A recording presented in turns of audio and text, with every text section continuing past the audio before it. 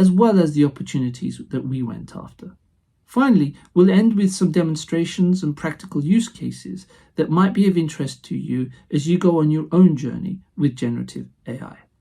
I also want to stress at the outset that whilst what we will share will be broadly applicable to generative AI technologies, the examples that we will use will involve Microsoft 365 Copilot, as that is inevitably what we use within our legal department and therefore what we know best.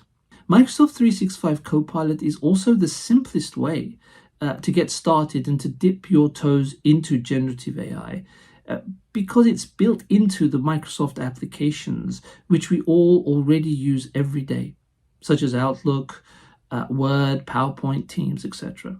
The easiest way to get your team engaged with generative AI are with the micro use cases that these applications enable. Based on our discussions with Chief Legal Counsel and General Counsels over the last 12 to 18 months, what is clearly come into focus for them is the enormous potential of generative AI, a technology that processes language and generates new content, and its ability to transform the work of the legal function. AI is not just a buzzword. As we will demonstrate in this webinar, it's a tool that's reshaping how legal professionals work. The opportunity really is twofold. There is potential for unprecedented efficiency gains. But perhaps as importantly, if not more so, there are significant gains to be had in effectiveness. An example of improved effectiveness from my own sort of day-to-day work recently is when, following a Teams meeting, I was able not only to integrate the content of the meeting subsequently and have Copilot reason over that content, but I was also able to ask questions about things like who else should have been in this meeting that was not, and what questions should we have asked during the meeting that were not asked. Whilst legal pundits may debate the pace and extent of impact of AI on legal departments, what has been clear for some time now is that that one of the most information-intensive and document-intensive industries of all, the legal profession, it is inevitable that what we are seeing in the legal industry is fundamental, pervasive, and irreversible change. Yet at the same time, lawyers must be mindful of their legal professional obligations when using AI and feel comfortable that they can trust the technology.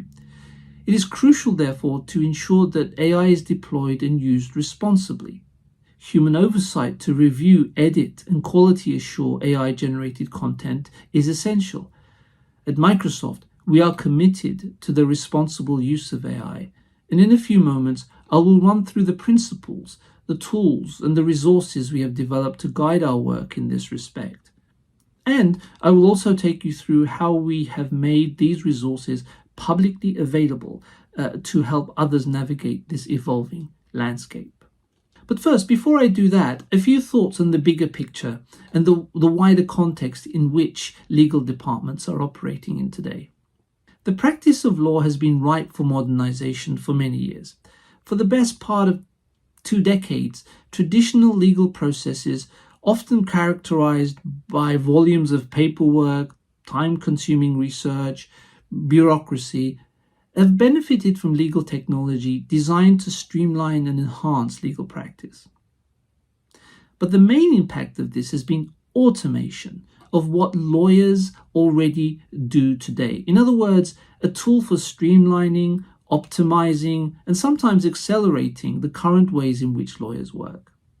A case, if you like, of grafting technology onto existing ways of working.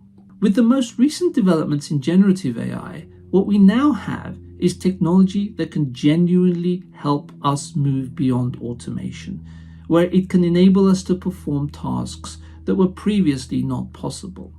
So the challenge for today's lawyers is therefore increasingly becoming not just to automate inefficient current working practices, but also to innovate, to practice law in ways that we could not have done in the past.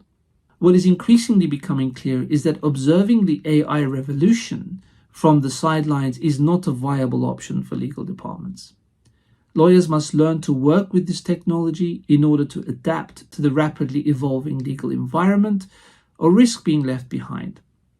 With appropriate generative AI system selection and governance, legal departments can safely and responsibly use this technology in a way that is fully consistent with their legal professional obligations. One of the constant drivers of change for legal departments is what is commonly referred to as the more for less challenge, the constant challenge of meeting the needs of organizations we support with the limited resources available to us. From the chief legal officer or the GC's perspective, and those that I have spoken to recently, we're hearing that expectations are starting to change, particularly in the last 12 months. They're becoming more focused on a couple of themes. One is that expectations have grown on the legal function to help manage costs, particularly headcount costs, more effectively. The C-suite and the CEO are asking, what are we doing in AI? Because we hear that AI is going to transform the legal function. This is a message that has been clearly heard by the C-suite. If you dig a little deeper, it's clear that what's going on is that the C-suite has heard from the management consultants, from the technology and the legal industry, that AI is going to disrupt legal. This presents a significant opportunity for chief legal officers and general counsel to demonstrate what it is that they are doing in relation to AI. The management consultants are totally right, of course. AI is going to disrupt legal. It's up to those chief legal officers and general counsel as leaders of the legal profession to together figure out how we're going to use this powerful tool to make our teams better, faster, and stronger. We can, I think, also anticipate that the management consultants are at some point going to come to your CEOs and CFOs in a year, maybe 2, maybe 3 years. In fact, some of these conversations are already happening today, and tell them, well, I can deliver the results your legal team is delivering for a third of the costs. This is not, of course, the conversation that the chief legal officer or the GC wants to have. Instead, you want the CEO or the CFO to respond by saying to the management consultants that we already are really awesome in this space. So, as chief legal officers and general counsel, we have to take control of the narrative and be ready for when the legal department is essentially audited for how it is using AI. For when the management consultants are coming in and saying that they can take 20, 30, 40% off the cost of legal.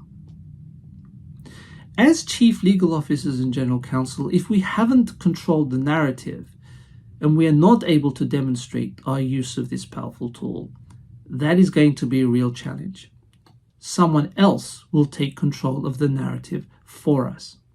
And importantly, the narrative we want to drive needs to address both using AI to make the legal team cheaper and using AI to make the legal team better. There tends to be a focus on cheaper because it's a management consultancy-driven discussion. That is how they're getting in the door. So for the chief legal officer or the GC, we've got to be able to say, we can use AI to do these things, and there is a cost saving associated with those things. And then we can redeploy those resources we are saving as a result to other strategically important work in other areas where the legal function supports the organization. This is key. In effect, it means superpowering what the legal department does. There's potentially transformative impact that generative AI can have on the work of lawyers. On the one hand, it can reduce the time and resources spent on routine legal tasks.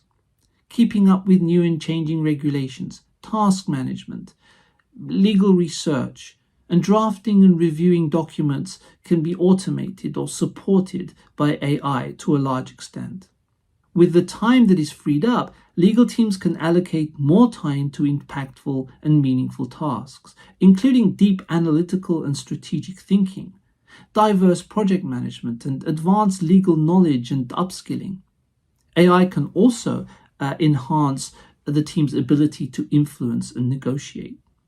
By automating routine work, generative AI allows lawyers to then focus on higher value work, from offering strategic guidance to building trusted client relationships, where critical thinking, commercial acumen, empathy, and experience and a holistic understanding of the needs of the client come into play.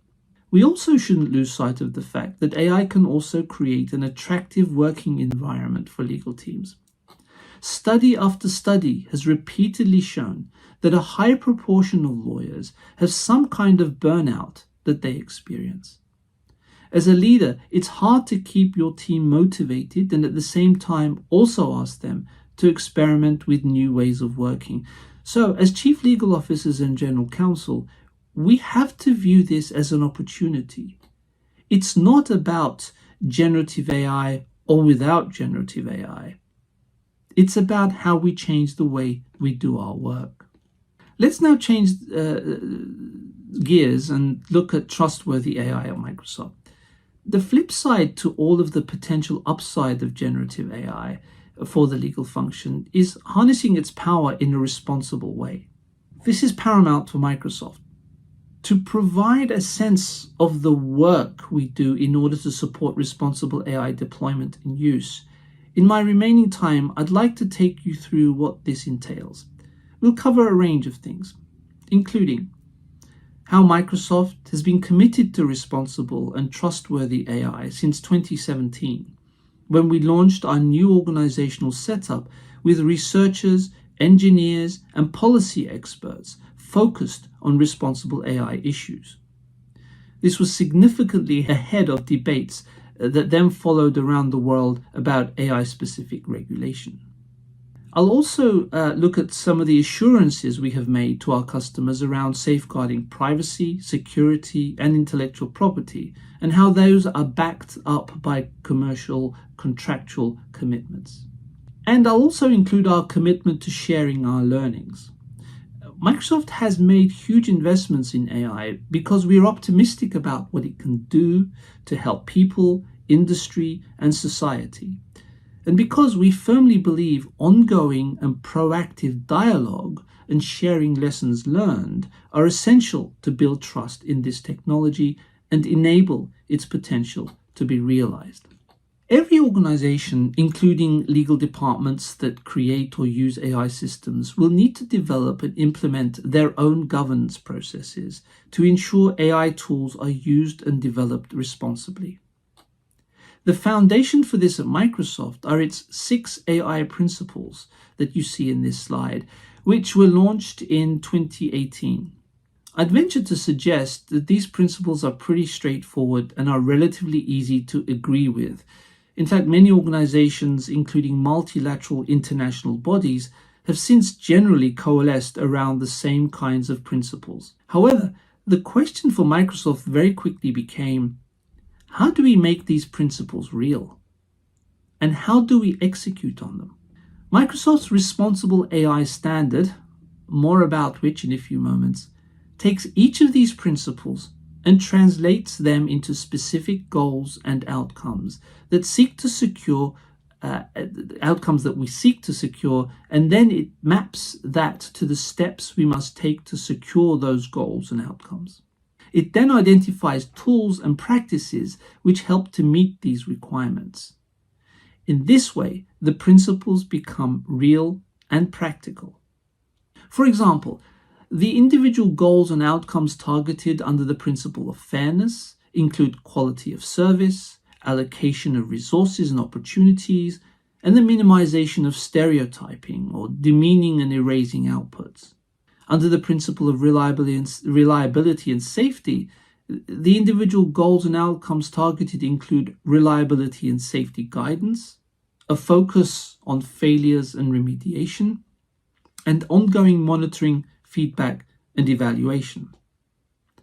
Under the privacy and security principle, there is a focus on compliance with Microsoft's other existing policies and standards, such as the Microsoft Privacy Standard and the Microsoft Security Policy. Under the inclusiveness principle, the outcomes are focused on compliance with Microsoft's accessibility standard. And under the principle of transparency, the outcomes targeted include system intelligibility for decision-making, communication to stakeholders, and disclosures of AI interaction. Finally, under the principle of accountability, the goals and outcomes targeted include the undertaking of impact assessments, oversight of significant adverse impacts, ensuring that the technology is fit for purpose, and human oversight and control. These principles are then augmented by a governance ecosystem within Microsoft to manage the processes designed to achieve responsible and trustworthy AI. The Office of Responsible AI sits within our Corporate, External and Legal Affairs Department. This is the central function responsible for operationalizing Microsoft's AI principles in different parts of the organization. So, for example, in research or in engineering practices and in the policy development space. Looking at each of these in turn, in the research space, this is where we have a Microsoft cross-company initiative on AI ethics and effects in engineering and research, which conducts cutting-edge research and thought leadership on the state-of-the-art and emerging threats. So this is where extensive research is done on various aspects of responsible AI. In the policy sphere, this is where the Office of Responsible AI is focused on policy, governance, and enablement. It involves the provision of guidance, standards, and principles in how we work responsibly with AI.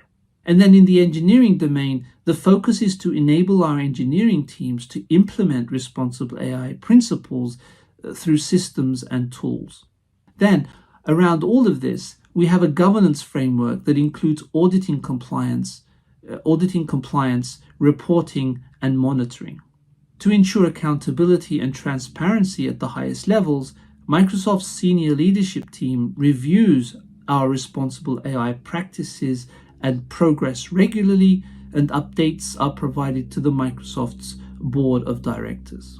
None of these practices I have outlined are conducted in a vacuum. This is because Microsoft firmly believes ongoing and proactive dialogue and sharing lessons learned are essential to build trust in this technology and to enable its potential to be realized. So based on Microsoft's AI principles, we have developed a number of initiatives and artifacts. Firstly, Microsoft launched version 1 of its responsible AI standard in 2019. This standard consists of goals and requirements for each of the 6 principles and is intended to function as a checklist or a scorecard for developing and implementing AI systems. The AI standard is in effect Microsoft's internal playbook for achieving responsible AI, and version 2 was published at the start of 2022. Another tool we have created and are open to sharing is the AI Impact Assessment template and guide. This is a template designed to look at the proposed use of AI systems from the perspective of different stakeholders. For example, what are its intended uses? What are the potential harms? It then looks at what might be the potential mitigations for those harms. It is therefore a process for understanding the impact that an AI system may have on other people, organizations, and society.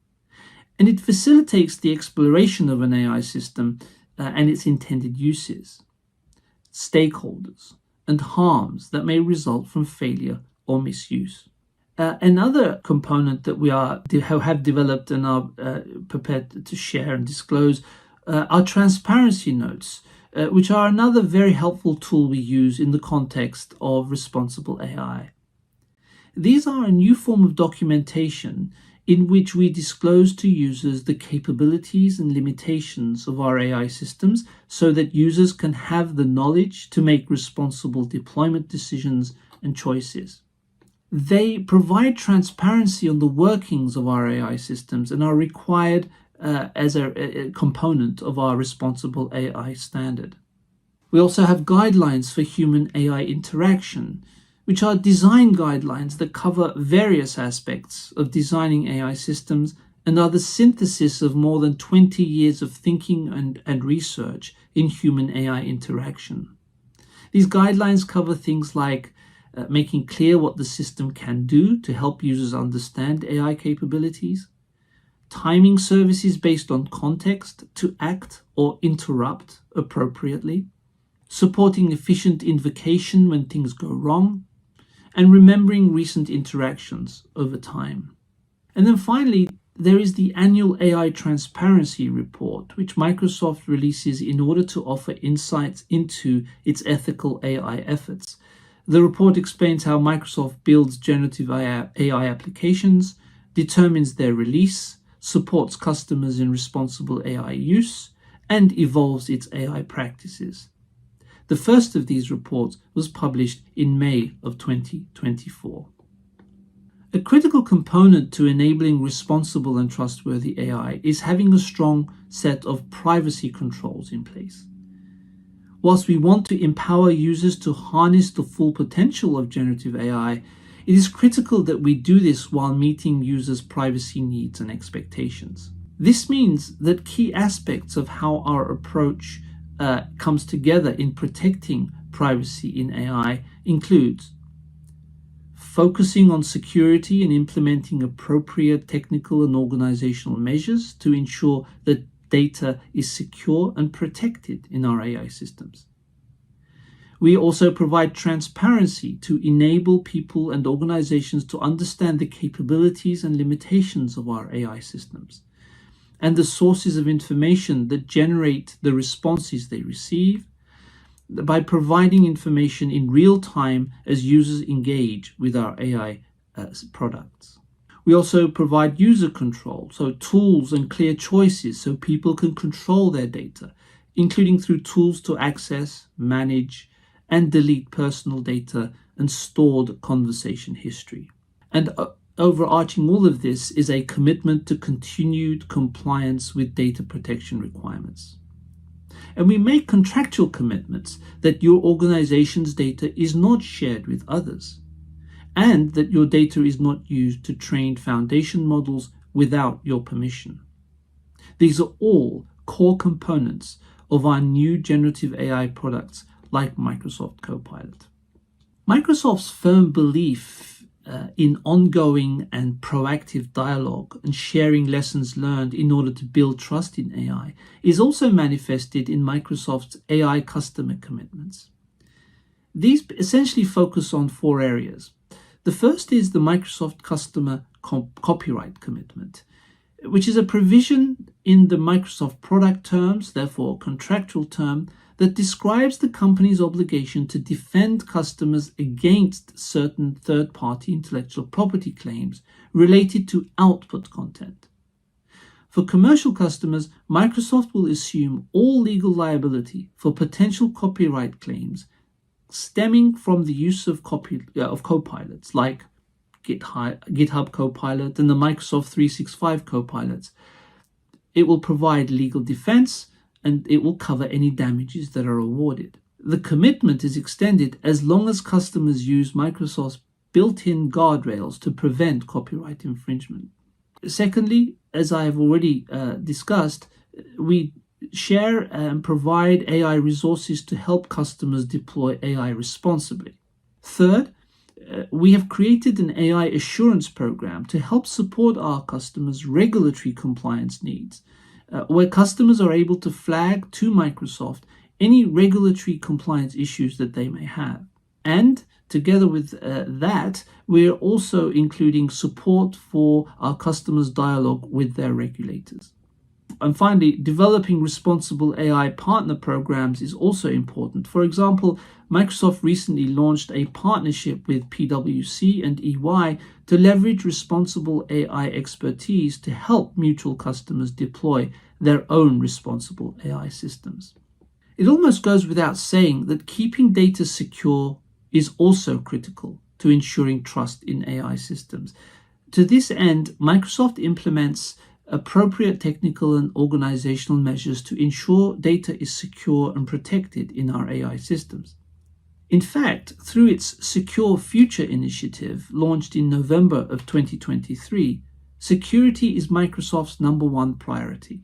This is an initiative that brings together every part of Microsoft to advance security protection across the company and our products. Our mission is to help our customers, Microsoft, and the world to be a safer place amidst an ever-evolving threat landscape.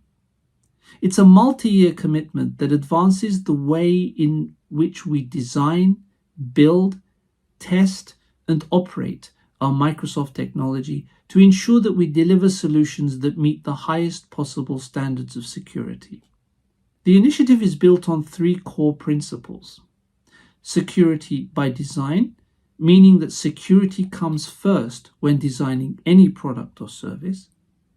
Security by default, that is, that security protections are enabled and enforced by default, requiring no extra effort and aren't optional. And secure operations, meaning that security controls and monitoring will be continuously improved to meet current and future threats. This is not a static program, but an evolving strategy that adapts to the changing threat landscape, ensuring that our products and services remain secure and trustworthy. As you can see on this slide, we have created 6 key security pillars as part of our comprehensive approach to strengthening cybersecurity within Microsoft's ecosystem. And each of these prioritized security pillars has goals and actions that provide visibility into the details of our execution. And continuous improvement is also facilitated through best practices, referred to here as paved paths, that optimize productivity, compliance, and security. These become standards when they enhance security or the developer experience. And with this initiative, we set and measure standards across all 6 prioritized security pillars. This is all critical in today's rapidly evolving digital landscape, where cybersecurity threats are becoming more frequent, sophisticated, and impactful. As a global leader in technology, we recognize that Microsoft holds a unique responsibility to protect not just our own infrastructure, but also the data and systems of our customers worldwide. The recent escalation in cyber attacks, including those by state-sponsored actors, underscores the critical need for a proactive, security-first approach. To be transparent as possible, in September 2024, Microsoft provided an update as to how we are strengthening security and resilience throughout our digital ecosystem through this initiative, and are committed to keeping ourselves accountable by keeping our customers, partners, and the security community updated on Secure Future initiative through regular updates.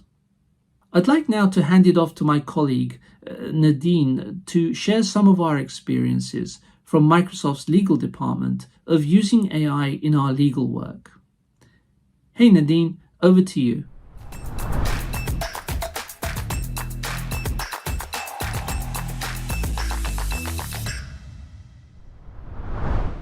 Thanks, Dervish. Hi, everyone. I'm excited to share with you today how we are using AI within our legal team. So this is one of the top questions that we get from lawyers in other organisations, and we're all really keen to learn from each other across the legal profession. So I'm really happy to be able to share our journey with you today, and we'd love to hear how your journeys are going too. So please do use the chat and share your experiences and ask questions throughout this webinar too. So our view across the legal department at Microsoft, and we hear this all the time from other legal teams too, is that AI is not a luxury, it's a necessity. And what legal teams are realising very quickly is that there are 2 sides to AI adoption. Lawyers need to be able to give really great, empowering legal advice for their organisation on their own AI adoption. But to be able to do this and give that advice, they need to be able to understand the technology and how it works and to be fluent in using it. So we're finding that lawyers often end up leading the way with AI adoption and being a centre for innovation themselves, and are usually one of the first to adopt new technologies to help improve efficiency. And at Microsoft, we've had a really strong role modeling from the top of our leadership that AI is a necessity, but also that it's not a replacement. It's meant to be assistive. Microsoft Copilot is a great example of this, and it's in the name too. It's there as a co-pilot to help us do our work better and faster, and to be a fantastic research partner or an ideas generator, but it should never replace human judgment. But before jumping into how we're using AI as a legal department at Microsoft, I thought it would be helpful to first give everyone just a little background on the department itself. So it's called CELA, which stands for Corporate, External and Legal Affairs. We're a global team located in 54 countries across 24 time zones. And we have about 2,000 employees. A third of the 2,000 are lawyers, and the other 2/3 are made up of government affairs professionals, regulatory experts, deep subject matter experts, data scientists and project managers. It's a real multidisciplinary team. And when people ask me what it's like to work in the legal team at Microsoft, it's kind of like working at a large law firm within a company. So it's not a perfect comparison, but like any large law firm, we have different departments. So for example, we have an employment law team, we've got a privacy, regulatory and safety team, IP teams, M&A teams and policy teams. And we also have sales and marketing subsidiary team. So that's the team that I sit in, and we do all of Microsoft's commercial legal work. And I'm in the UK, so I support the UK subsidiary. So we're really highly matrixed, but also very connected group that does all of Microsoft's legal policy and regulatory work globally. So how did we kick off our journey within CELA? As we get to work for a technology company at the forefront of innovation, we are lucky because we get access to technology sooner than most and get to use it before it's released publicly. And we also have really strong executive leadership from Hussein, who's our Chief Legal Officer, and Brad Smith, our Vice Chair and President, who are committed to driving early adoption of AI to improve CELA's work.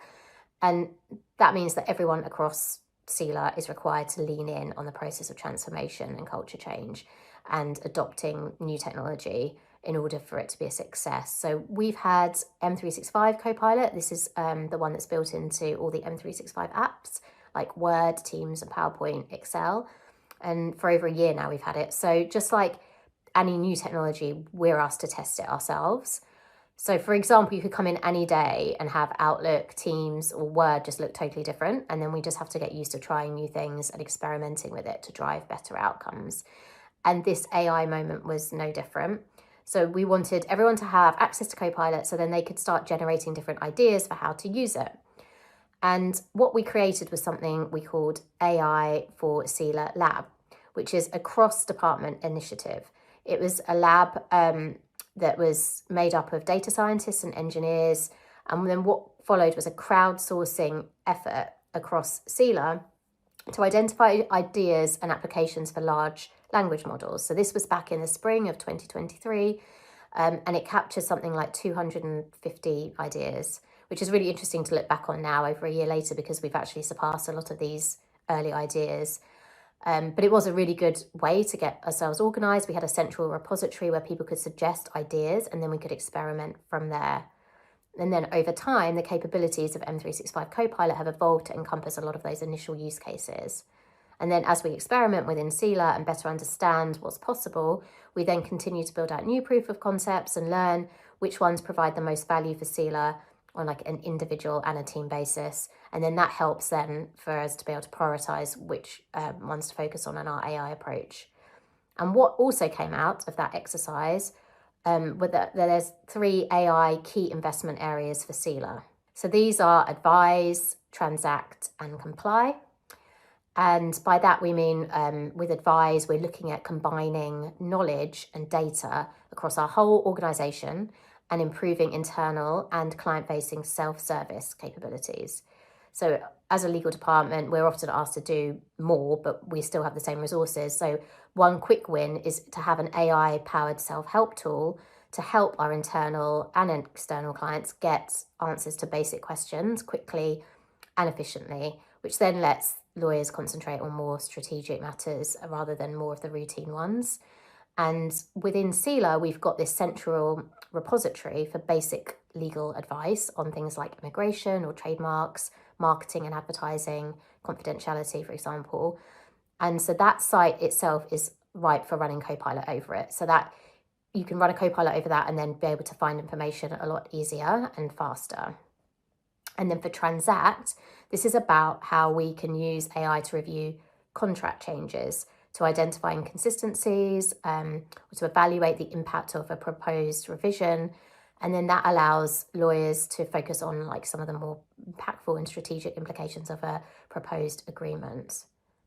And by comply, we mean looking at applying AI to help our compliance teams assess and evaluate trends and identify areas where their focus is needed. So this allows us to be more proactive in implementing guidance and policies to address potential compliance issues before they then impact our business. But then we quickly realise that one of the things that we also need to do is to get our data organised so that the AI tools can access them and make the best use of them. And this is necessary, of course, because AI is built on data. We call it the CELA Data Factory, but really it's just our efforts to unify and streamline data access and use across the legal department. So what the CELA Data Factory represents is a better way to manage and reuse our data to ultimately power our AI solutions. And like many organisations, a lot of our data in our department is siloed and unstructured.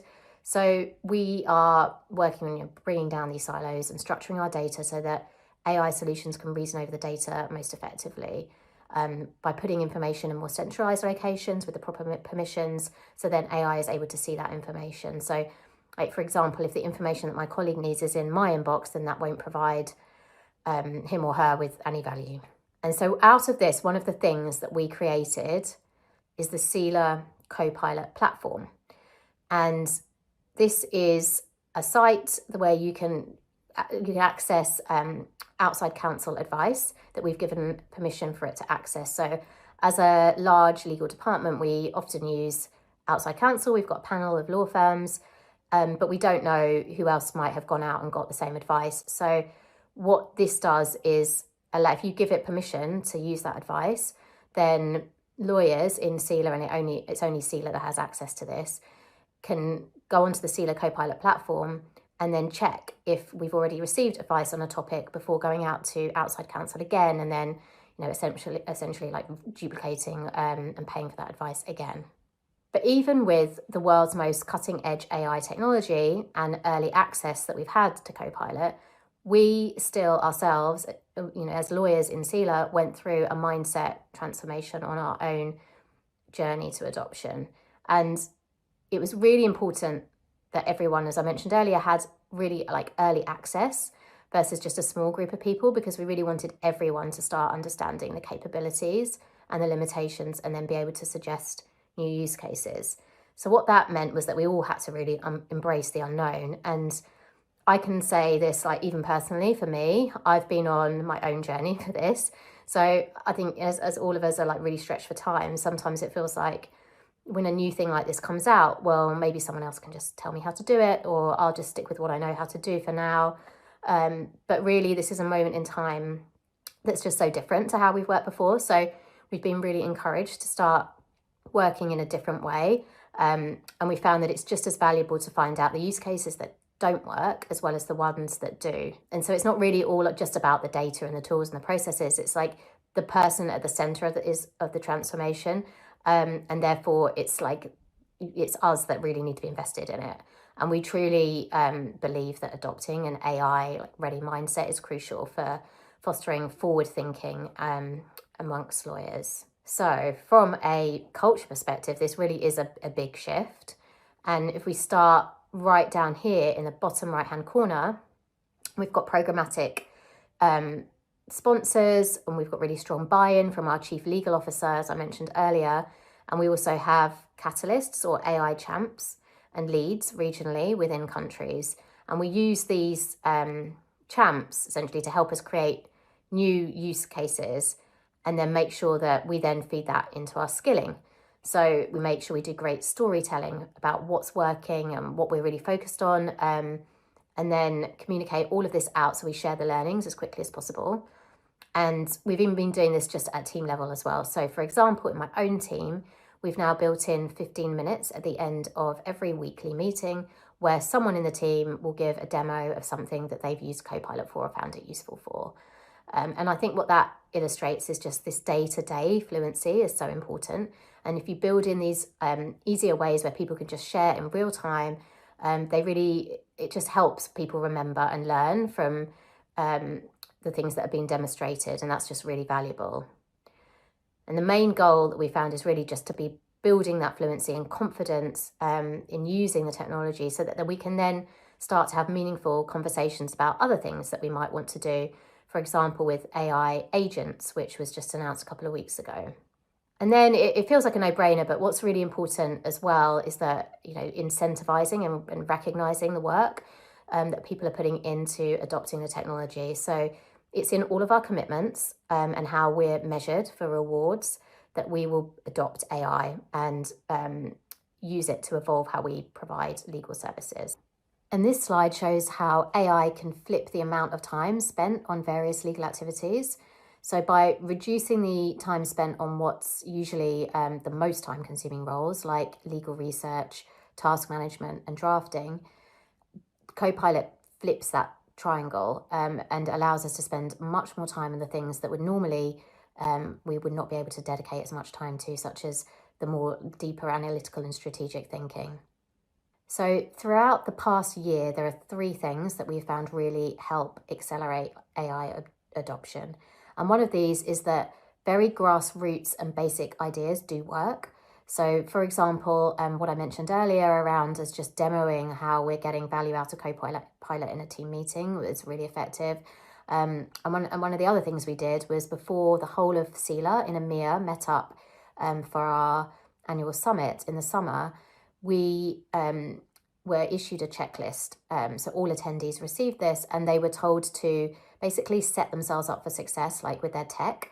So you had to, look at your laptop and make sure that, for example, Copilot was added as a task to the taskbar, and that Copilot platform is listed, as a favorite in an always open tab. So these are just really basic things, but they do make a difference because if you have your tech set up in the right way, it just makes use of the technology so much easier and you're more likely to actually use it. And then we found it's also really important to have dedicated time for learning. So at this same event where CELA across EMEA met up in the summer, we had a session dedicated to prompting, where we had a room of 80 lawyers who all had to enter a prompt into our laptops to complete a certain task, but we'd be graded on the quality of our prompts. So for example, it would tell you whether you've got 85% or 65%, and you'd be competing with people in the room as to who's got the best prompt. And honestly, I've never heard a quieter room of lawyers. People were really focused on their prompts. And the number one piece of feedback we got was that everyone just needs more dedicated time to be able to do this, and gamifying it and making it fun really helped that process.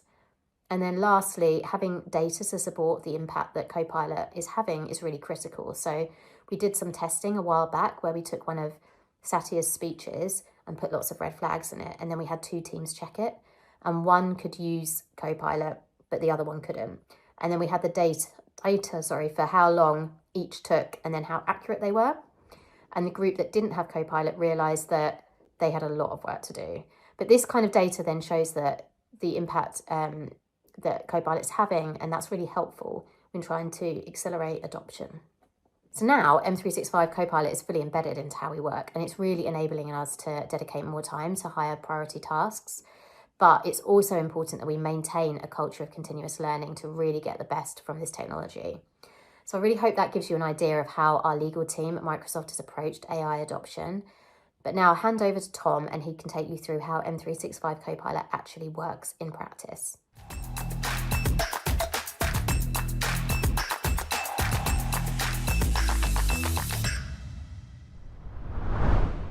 Thank you, Nadine. Hello, everyone.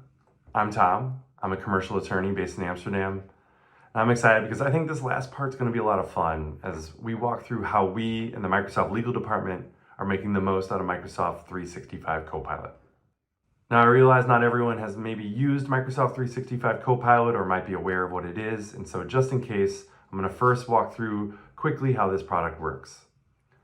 And the way to think about Microsoft 365 is that it is your AI assistant at work. And it does through basically three main things: models, applications, and lastly, data. So models, these are these large language models you've likely heard of, like GPT-4o from OpenAI. And these are models whose capabilities are built into Microsoft 365 Copilot. And they are able to be used in the applications that you know best. So Teams, PowerPoint, Outlook, Excel, right? And then the real value comes from the ability of these models then to leverage your business data. So your data is in what we call the Microsoft Graph. And if you think about the Microsoft Graph, it is really like all of the work data from your Microsoft applications that is accessible to you. And then we can also use Copilot Studio to leverage data from Adobe or Workday, SAP. And then you can bring all of this together and you can get a tool that we at Microsoft really think is become indispensable. And one reason we know how indispensable it can be, how valuable it can be, is because we tested it. So yes, at our office of the chief economist in May, ran a test. They gave two sets of attorneys the same set of common legal tasks. The only difference was that one set of attorneys had access to Microsoft 365 Copilot and the other didn't. Even back then, last spring, the results were clear. The team with Copilot completed tasks 32% faster with 20% greater accuracy. And the vast majority of everyone involved said, yes, I get a lot of value out of this product. It makes me more productive. So, then we began to think as a legal department, once you know that a technology can really improve your everyday work in this way, how do you encourage lawyers to use it? Well, the answer is quite simple. You make it a priority. And that's what we've done at Microsoft with our Copilot core priority. So every employee at Microsoft has what are called their core priorities. These are things we review every 6 months and are really the foundation for how we evaluate our performance, how we evaluate the impact we're making at Microsoft. And if I could summarize my priorities as a lawyer at Microsoft, there's basically 4 of them. One is what I just simplify as do the law good, right? Be a good advisor to my clients, provide value as a lawyer. The second priority I have is contribute to a diverse and inclusive workplace at Microsoft. The third is prioritize security in everything I do. And now the fourth one is Copilot. Use Copilot, learn more about how to use Copilot, and share what I'm learning about at Copilot. And it really boils down to these 3 kind of main concepts. First, if you have the need, if you realize that we should be, it really boils down to these 3 concepts. First, AI skilling must be prioritized and rewarded. If you believe that using technology is important for the future of your department, your company, then you really have to make it a part of how you evaluate your employees as to whether they're using it. Second, you really need to encourage and dare people to share. It should be a part of our everyday work to not only use this technology, but to let everyone know what we've learned by using it so that we can, as a department, use it better. The third one is what we call a continuous growth mindset. And that really is that, as lawyers at Microsoft, we are constantly thinking about how we can improve the way we do our work. And that includes by using new tools that help us do it better. So now I'm going to walk through 2 what we call day in the life slides that show the way that 2 people in different roles at Microsoft use Copilot as part of their everyday work. And I'm going to start with Maha, who is a product counsel at Microsoft. This is Maha. She's a real product counsel. She works with the Teams product. And I really want to focus here on the first 2 parts of Maha's day because I think it's important to talk about not just how it can do legal work, but how it helps all of us as employees. And I think these first 2 are 2 of the most valuable ways that Copilot can help you. So the first is at the start of her day, and this is something I do regularly. Maha asks Copilot to summarize her email from the night before and prioritize what she needs to respond to based on urgency. And then second here, you can see that Maha uses one of my favorite features in Copilot, which is the Teams recap feature. So as a lawyer at Microsoft, we have meetings often, in different parts of the world and in different time zones, and it's really just impossible to be a part of them all. And I think many of us have meetings that we either don't need to be at because they occur outside of our regular hours, or maybe we're just part of the meeting to listen, we're not there to contribute. Well, one thing that Copilot Teams can do is, if that meeting is being transcribed, be able to recap the meeting, provide action items, reference where you are actually referenced in the meeting, and provide you the ability to go directly to that part. Also show you kind of where different subjects came up and where different participants spoke, so you can go to that specific part of the meeting and understand kind of what occurred better. To me, this is probably one of the most valuable parts of the product, period. And then I want to walk through the day of Tomek, who is a paralegal on my team based in the United Kingdom, one of our Copilot champs here at Microsoft. And with Tomek, I really want to focus on the bottom line. And so if you look in kind of the end of his day, so if you look at the bottom right here at 11:30, you can see, Tomek uses Copilot basically to give him details about the AI Act by simply using the text of the act, by using it as part of a file that Copilot can then review and provide answers based off the actual legal text of the AI Act. And then if you look at Tomek at 5 p.m., he's preparing for an internal report on a project he's involved in. To get started with a draft, he asked Copilot to prepare the first version of the report and follow the standard structure, right? And so you can see the prompt here. The quality of a prompt is really important to the output you get from Copilot. But this is a great way to show how, for a common everyday task where you have a standard template, you can ask Copilot to really help get you started. And if you're thinking about how you can best get started with Copilot, right, these are 10 ways that we really like to talk about as like foundational skills that can really help users get started. And I certainly don't want to walk through them all. There are just a couple I really want to talk through. So one is number 2, summarize an email thread. I think, whether we're a lawyer or not, but I think particularly for lawyers, we can find ourselves as part of these really complex email chains where several different parts of the company are giving their opinion on different parts of the conversation. Some people might be highlighting what they're referring to. There might be attachments. And one thing that Copilot is great at is being able to take that whole complicated thread, summarize what the issues are, summarize where people are coming from, and give you kind of the best way to think about how to respond or go forward from that email thread. The second thing is I want to point to is number 8. And this is the what did they say? And frankly, I just look at this as like Copilot can find it, right? One thing that Copilot is awesome at is just like finding a thing that exists in your Teams or Outlook, but you're not quite sure how to look for it. Even keywords might not be helping. You might forget what the actual keywords are.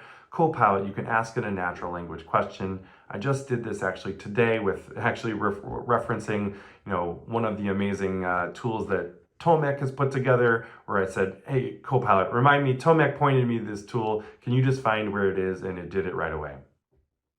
And as much as those tools can be helpful for any employee, I do think it's great to walk through some actual demos of how Copilot can work in action with some common legal tasks. So the first one I'm going to start with is what we call internal readiness frequently asked question.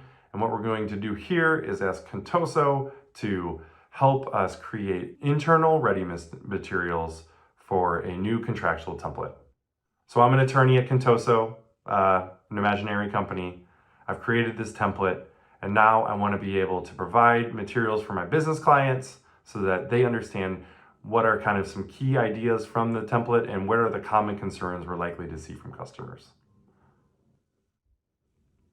So I have this agreement here. You can see standard services agreement. So I'm going to link to it. I'm going to ask Copilot to help me prepare the materials. And now we can see Copilot goes to work. And you can see now it's starting to make frequently asked questions for the services agreement template. It's going to have potential customer concerns and what the reply is for those concerns. And it's going to go through, you can see we got confidentiality, we have warranties, indemnification, I believe we're going to have a limitation of liability, we're going to have the common customer concerns and the reply for all of those. And now that I have this, I can actually ask it to do some follow-up work here. And what I'm going to ask it to do is it has said the client in certain parts of it, and I want to change that to we, because this is for my own business clients and I want it to reference our company. It's going to make that change throughout the document, kind of like a quicker way to do find and replace. And now I can keep it, and this is the way I can start getting, moving toward these materials that can hopefully help my clients understand and use this template better. All right, the second demo I want to walk through is called contract review. And really what we're going to do here is a very common legal task for many attorneys, which is you're going to take a contract, in this case, it's going to be a non-disclosure agreement, but it could be any number of contracts, including for litigators out there, a settlement agreement, for example. And we're going to basically walk through some common prompts you can use, just in walk through 3 of them, kind of in sequence of their complexity. Okay, so in this case, we're going to start with a non-disclosure agreement. You can see here a standard non-disclosure agreement. And first, I'm just going to ask it about a specific provision. What is the confidentiality period? So I'm not directing it to any part of the agreement. I can just ask anything about the agreement, and it looks specifically to the confidentiality period and is able to tell us that it's 5 years. It's like, okay, great. Now I'll move on to a different level of complexity, which is I might have standard questions that I ask for any type of this agreement. I want to be able to ask them all to Copilot so that I can do kind of some, checking off internal requirements as part of a standard review. So I'm able to ask then all of these questions, and Copilot is going to go through, it's going to locate all of these clauses and provide a response. Now, the last thing that I can do here is there's actually a clause that I'd like to rewrite. And so I'm going to ask it to rewrite that clause. So I'm just going to follow up here, go into the prompt here and ask it to redraft the jurisdiction clause. And what I'd like it to do here is change it from the state of Washington, the US, to the courts of England and Wales. So I ask it to do so. It's going to go find what it knows. It recognizes that the jurisdiction clause. Notice I haven't pointed to a specific part of the agreement, and it is going to change it to that. So rather than having to go find a clause myself or draft it myself, Copilot is now giving me a draft that I can start with. And now the last one that I'd like to walk through, the last of our legal demos, is a gap analysis. And I really like this one because this is, first of all, a common need in the work that I do every day, where you have an agreement and your customer or supplier, another party sends you their agreement, right? Or their revisions to the agreement. And what I want to do is have Copilot help me prepare a gap analysis so that I can identify, okay, what do I really need to focus on in the difference of the agreements so that I can work together with this party to reach a result that works for all of us. So I'm going to ask it to compare key provisions. So what I'm going to do in this prompt, and I know it's going quickly, is I'm linking to these 2 documents, right? So Word is going to be able to look to those documents, and I've asked it to prepare me a table with the differences, the key differences, so that I can better understand. And you can see it's going to work. And it's identifying kind of the key ideas between these 2 agreements. And now I have something that I can get started with that's going to really help me think about, okay, how do I want to approach the differences in these agreements? I think, one thing we always talk about at Microsoft is Copilot is just that. It's a Copilot. It's not intended to be an autopilot, right? It is not intended to replace your judgment and your expertise. It is a tool that helps you get started and helps you be more productive. And so the key here is I'm using this to help me get an idea. I'm still going to look to the agreements. I'm still going to try to understand, okay, make sure that these are the key concepts for me. But I have this thing that can really help me get it started. quickly so that I can do more. And so when we kind of put all this together, we put the demos together, the days in the life, everything that we talked about as far as how we look at AI in our department as a whole. So like what Nadine talked about, kind of what are the key lessons we can take from this? And I think if there's one key lesson we can talk about as it applies to, frankly, modern legal or any discipline, is that there are no data shortcuts. Like these tools are going to be as good as kind of the data you're able to use with them.